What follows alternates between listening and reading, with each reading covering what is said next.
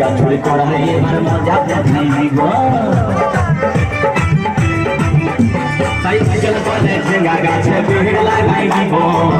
গাছড়ি করাই এবার মজা দেখাই দিব ও তুই জামাই খাবি ও তুই জামাই খাবি ও তুই ভাসুর খাবি আস্তে আস্তে দাদা এবং মায়েরা বলুন তো জামাই খাবি বিটি খাবি দেওয়ার খাবি ভাসুর খাবি সব খাই দিও একটা ঝিঙ্গার জন্য